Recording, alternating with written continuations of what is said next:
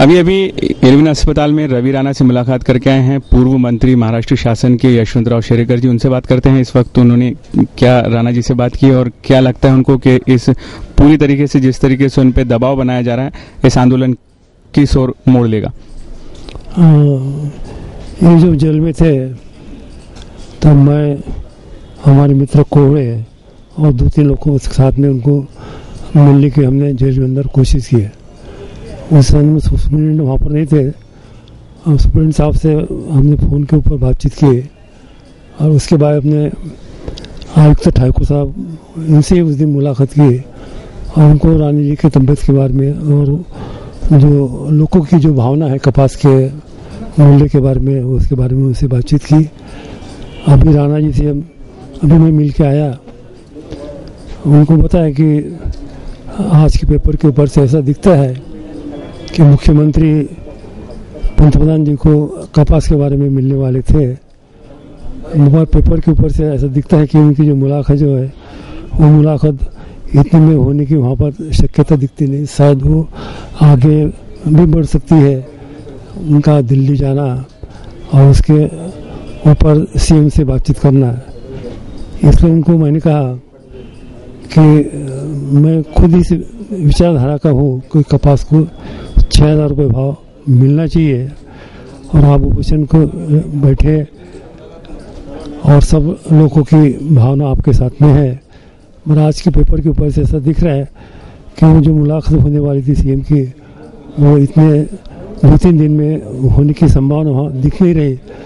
और ये समय ऐसा है कि आपको उपोषण करके 3-4 दिन हो गए, आपने भी उपोषण कितने दिन तक और आगे न माना चाहिए और अपनी तबीयत का भी ख्याल रखना चाहिए।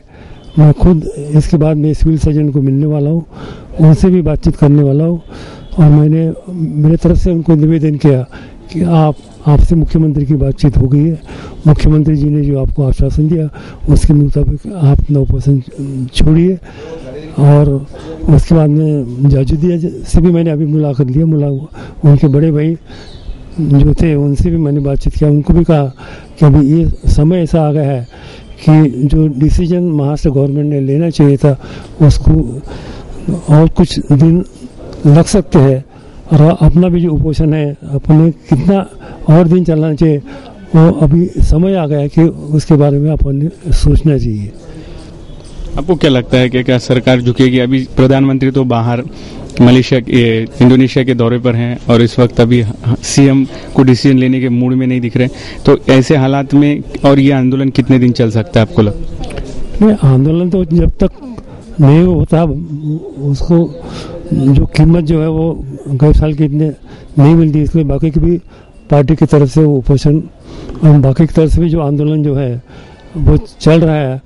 आज के पेपर के ऊपर से ऐसा दिख रहा है कि मुख्यमंत्री ने बाकी के जो पार्टी के जो प्रमुख लोग हैं उनके साथ में वो बैठक लेने वाले हैं और वो बैठक के अंदर वो चर्चा करेंगे और उसके बाद में आगे क्या करना वो सोचेंगे। तो क्या आप भी पूरे समर्थन में इनके?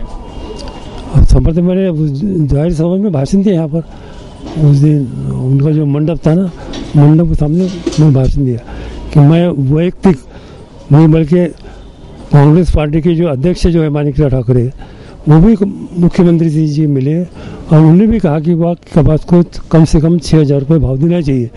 आज की परिस्थिति ऐसे कि लास्ट ईयर में भाव अच्छे थे, उसके बाद में कपास का पीक भी अच्छा था। अभी समय ऐसा है कि कपास का पीक लास्ट ईयर जो था उससे निम्मे से भी कम है। मैं लास्ट ईयर 1 एकड़ के अंदर 6 क्विंटल कपास निकलता था, तो आज 2 क्विंटल भी निकलना वहाँ पर मुश्किल है। ऐसी परिस्थिति है। गए साल भाव भी अच्छे मिलते थे और कपास भी लोगों को अच्छा हुआ। ये साल ऐसा है कि भाव कम है और कपास के जो उत्पादन जो है पर एकड़ वो भी कम है। इसलिए काश्तकार लोग जो है उनकी बड़ी बुरी हालत है और उसकी तरफ शासन ने ख्याल देना चाहिए, ऐसा मेरा वैयक्तिक ख्याल है।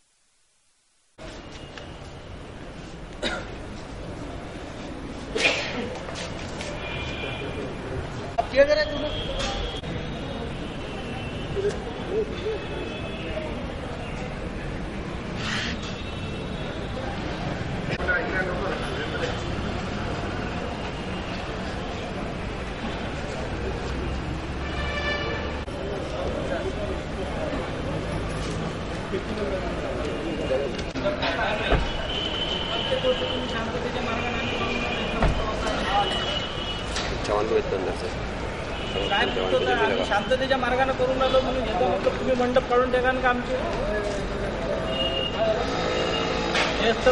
ज्येष्ठ अपना जो साखळी उपोषण चालू आहे वो मंडप निकालो बोलते आणि आता काढला नाही आहे बस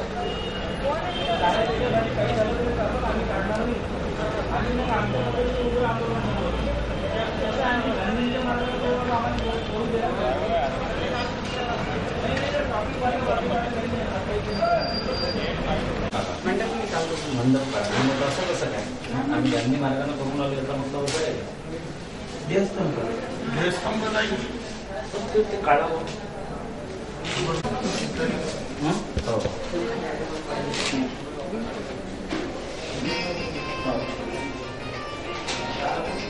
सिटी पोलीस स्टेशनवर बैठकी करेंगे कशाला तुम्ही पोलीस स्टेशन मध्ये बसून सिटी कोतवालीमध्ये दबाव लागतो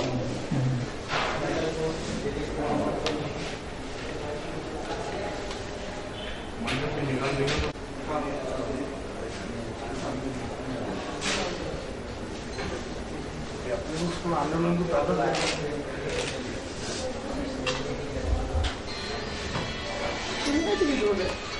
से बाहर सामान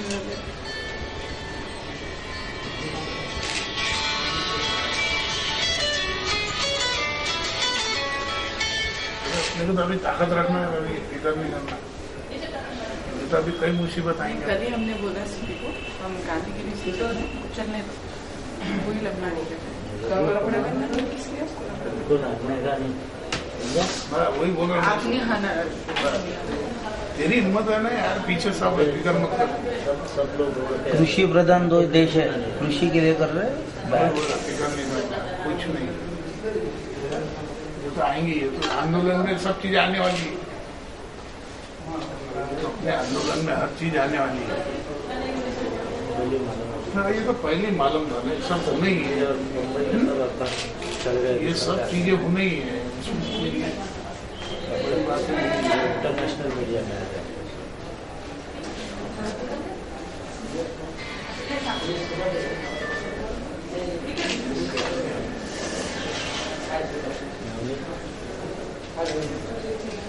कभी अपनी जो बाकी सभी से वही बात सामने बाकी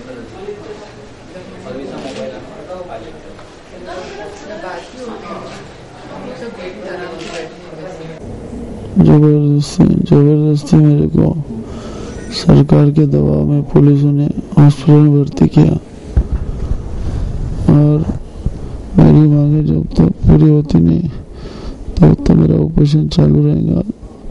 ना हॉस्पिटल में मैं दवाई लूँगा, ना सलाइन लूँगा, कोई भी इलाज मैं लूँगा नहीं, मर गया तो भी चलूँगा जब तक किसानों की मांगे पूरी होती नहीं।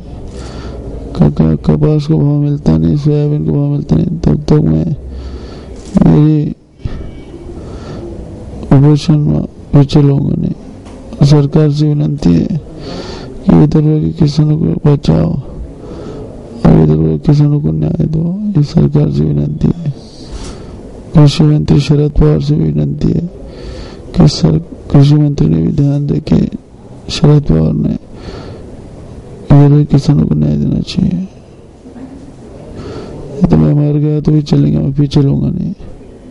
आंदोलन करावे सगळ्या शेतकऱ्यांना माझं आव्हान आहे, हा विदर्भाच्या सगळ्या शेतकऱ्याचा प्रश्न आहे, सगळ्यांनी रस्त्यावर येऊन गांधीगिरी करावी, सरकारला झोपलेल्या सरकारला जागं करावं आणि सगळ्या राजकीय पक्षांना, संघटनांना, सगळ्या आमदारांना माझं आव्हान आहे की सगळ्यांनी याच्यामध्ये उतरावं आणि शेतकऱ्यांना वाचावं, शेतकऱ्याच्या हक्काचा न्याय शेतकऱ्याला मिळवून द्यावा, या सगळ्यांना माझी विनंती।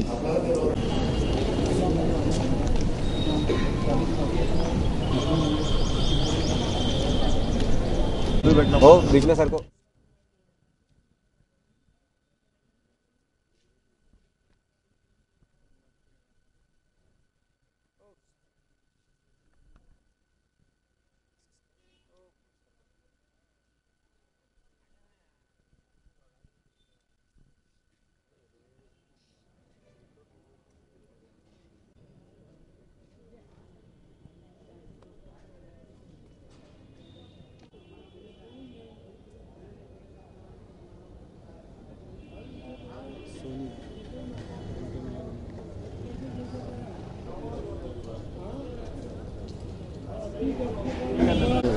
मनसे के पप्पू पाटिल इस वक्त हमारे साथ हैं, जो रवि राणा से अभी मिलकर उनसे मुलाकात लेकर बाहर आए हैं। उनसे बात करते हैं। ये पूरा आंदोलन अभी 5वां दिन है, लगभग 100 घंटे से ऊपर हो गया, वो अनशन पर है और सरकार किसी प्रकार से झुकने को तैयार नहीं। आपको क्या लगता है आंदोलन का क्या ये होगा? ये किसानों के लिए जो है, यानी किसानों के लिए आंदोलन कर रहा है गांव का, जिले का अपना नेता, और एक पहला विधायक है जो इतने देर सकते 100 घंटे से ऊपर हो गए और वो अनशन पे जारी है। और उन्होंने तय कर लिया, अभी मैं मिल के आ रहा हूँ, उन्होंने बोला जब तक कि किसानों की मांग पूरी नहीं होंगी तब तक कि मेरा अनशन शुरू रहेगा। जब उन्होंने जो भूमिका ली तो जिला पूरा उनके पीछे खड़ा रहने को होना। वो जो काम कर रहे हैं वो सही में किसानों के हित में काम कर रहे हैं, और मैं पक्ष और ये सब बाजू में रख के उनके साथ में ये मांगने के लिए, ये जो उन्होंने मांग की है उसके साथ में मैं बिल्कुल, हमारी पार्टी, हमारे लोग सब, आखिर में जिले का प्रश्न है, पूरे किसानों का प्रश्न है और पूरे विदर्भ का प्रश्न है। इतने बड़े तरीके से इन्होंने आंदोलन लिया है तो हम साथ में हैं और हम भी ये आंदोलन में कूद पड़ेंगे। इस वक्त पूर्व राज्य मंत्री डॉक्टर सुनील देशमुख अभी रवि राणा से मुलाकात कर बाहर आए हैं और ये उनसे ही जानते हैं कि उन्होंने क्या बातचीत की और इस आंदोलन को अब क्या रूप मिलेगा। नाही, ऐसा आहे की उनकी जो त्यांची जी प्रकृती आहे ती तर संपूर्णपणे खालावलेली आहे। कीटोन बॉडीज ज्या शरीरासाठी घातक असतात त्याची मात्रा वाढलेली आहे आणि याच्यावर जर लवकर निर्णय नाही झाला आणि यांचं उपोषण जर असंच सुरू राहिलं तर यांना मोठा परमनंट शारीरिक त्रास होऊ शकतो। म्हणून मला असं वाटतं की शासनाने या परिस्थितीचा गांभीर्याने विचार करून तातडीने याच्यावर निर्णय घेणं आवश्यक है। मुझे ऐसा लगता है कि शासन ने इसमें बड़ा सीरियसली लेके इस पे जो निर्णय है वो त्वरित घोषित करना बहुत जरूरी है। जिस तरीके से प्रधानमंत्री देश में है नहीं, मुख्यमंत्री प्रधानमंत्री से मिलने वाले थे, कुछ निर्णय हो सकता था, लेकिन अभी 3-4 दिन तो पॉसिबिलिटीज नहीं दिखती। आप राज्य मंत्री रहे हैं, आपको मालूम है कि शासन किस तरीके से, देखो क्या आगे की सरकार इसमें ऐसा है, कृषि मूल्य आयोग और राज्य शासन, ये दोनों का ही इसमें सहयोग मिलना चाहिए। और केंद्र शासन ने उनके स्तर पे कपास के भाव जो है, आधारभूत कीमतें, वो बढ़ाना चाहिए। इसके पहले भी आपने देखा होगा कि 2 बार ऐसे जब प्रसंग आए थे तो केंद्र शासन ने, कृषि मूल्य आयोग ने भाव बढ़ाए थे। ऐसा ही नहीं, जब पंजाब में गेहूं के भाव जब कम हुए थे तो 50 रुपए, वो टाइम राजीव जी गांधी जब पंतप्रधान थे, उन्होंने अपने स्तर पे ये निर्णय लेके गेहूं के जो भाव थे, वो आधारभूत कीमत थी, वो अपने स्तर पे बढ़ाई थी। और राज्य शासन ने तो इसके पहले, मैं तो महाराष्ट्र का वित्त राज्य मंत्री रह चुका हूं और मुझे ये सारी चीज की परिस्थिति मालूम है। तो महाराष्ट्र शासन भी अपने स्तर पे कैश क्रेडिट दे सकते हैं, कैश इंसेंटिव दे सकती है। इसके पहले भी 2002 तक 2003 तक महाराष्ट्र शासन ने काश्तकारों को ऐसी सहूलत दी थी और ऐसा जो प्रसंग जब आया था तो डायरेक्ट उनको मदद की थी। तो मुझे ऐसा लगता है कि केंद्र शासन ने और राज्य शासन ने दोनों ने भी सामने आके ये परिस्थिति का हल निकालना चाहिए। केंद्र की जो कॉटन मूल्यांकन की जो बॉडी है, उन्होंने सीधा कहा है, गुलाटी उनके जो प्रेसिडेंट है, उन्होंने कि कॉटन को 3300 रुपये से ज़्यादा हम भाव नहीं दे सकते। अब ये सरकार, स्टेट गवर्नमेंट डिसाइड करे, वो अपने पैकेज में से दे। देखो, ऐसा है, कृषि मूल्य आयोग ने जो निर्णय दिया है वो अपने स्तर पे दिया है, पर कृषि मूल्य आयोग जो है वो तो अल्टीमेट बॉडी तो नहीं, उसके ऊपर केंद्र मंत्रिमंडल है ना, केंद्रीय मंत्रिमंडल तो है। तो केंद्रीय मंत्रिमंडल यदि निर्णय लिया तो हो सकता है। लेकिन अभी प्रधानमंत्री है नहीं, तो आपको लगता है कि कितने दिन और चलेगा? नहीं, पंतप्रधान जी नहीं है तो सारा काम ठप्प हो गया, ऐसा थोड़ी है। ऐसा है कि पंतप्रधान जी नहीं है तो वो उनको फैक्स पे या मेल पे किसी से भी निर्णय ले सकते हैं। मंत्रिमंडल तो कामकाज तो चल ही रहता है। और ऐसी जब परिस्थिति निर्माण होती है कि जहां निर्णय लेना जरूरी है, आवश्यक है, अति आवश्यक है, उसमें कई बार ऐसे निर्णय हो चुके हैं। तो अभी आपका किस तरीके का समर्थन रहेगा इस पूरे आंदोलन में? नहीं, हमारा सक्रिय समर्थन कल भी था, आज भी रहेगा और परसों भी रहेगा। हर स्तर पे हमारा सक्रिय, क्योंकि ये जो मुद्दा उठाया है आमदार श्री रवि राणा जी ने, वो मुद्दा अपना मराठवाड़ा और विदर्भ के काश्तकारों का एक अहम प्रश्न है।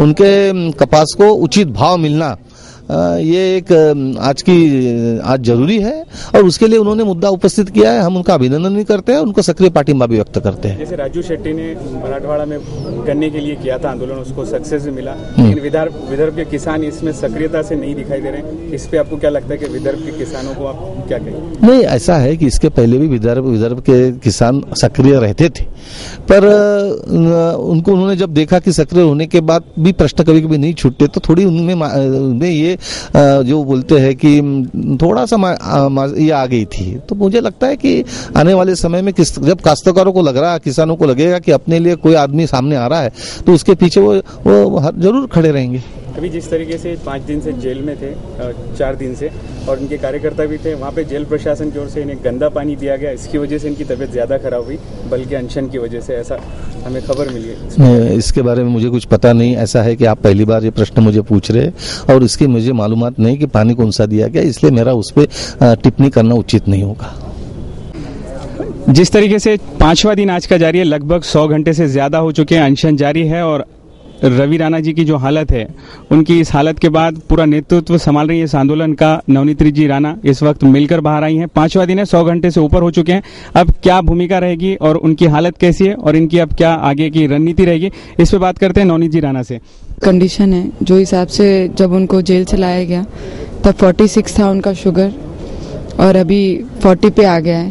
तो हमारी सबकी, मेरी हिम्मत में हार चुकी थी जब उनको मैंने जेल में देखा, पर वापस जब उनके मैं फोर्स कर रही हूँ एक पत्नी के नाते कि भाई आप सलाइन लगा लो, और जितने हमारे कार्यकर्ता सब हॉस्पिटल में हैं वो सभी यही कह रहे हैं कि जब तक हमारी मांगे पूरी नहीं होंगी जब तक हम कुछ लेंगे नहीं। ये सिर्फ इसका मेरे को अफसोस है कि हमारी जो सरकार है वो अभी तक कुछ भी निर्णय नहीं ले पाई है और निर्णय लेना नहीं चाहती या ले नहीं पा रही है, मुझे वो भी नहीं समझ आ रहा है। और हमारे सब जितने भी हमारे कार्यकर्ता हैं, जितने भी, और कल हम अमरावती 4-5 घंटे के लिए या उससे ज़्यादा बंद रखेंगे। सभी का ये आया हुआ है, सभी संगठन की तरफ से हम चाहते हैं कि सभी पाठिंबा दे ये चीज़ों को जो किसान के हित में है। उससे सिर्फ मैं मांगूंगी कि हमें पाठिंबा दो, ये हमारी अकेली की लड़ाई नहीं, ये हम सबकी लड़ाई है। जिनको भी लगता है किसानों को न्याय मिलना चाहिए, जो भी पार्टी, जो भी एक नॉर्मल इंसान, वो हमें पाठिंबा दें यहाँ आके, क्योंकि इनकी तकलीफ हमारी तकलीफ है। और आज मेरे पति हॉस्पिटल में है, वह अंदर समझ के नहीं बोल रही हूँ मैं, पर एक पत्नी होने के नाते सिर्फ सभी से रिक्वेस्ट है मेरी, सब साथ दे। जो हमारे पालक मंत्री हैं, उन्होंने माजी पालक मंत्री हैं जो, उन्होंने पाठिंबा दिया है।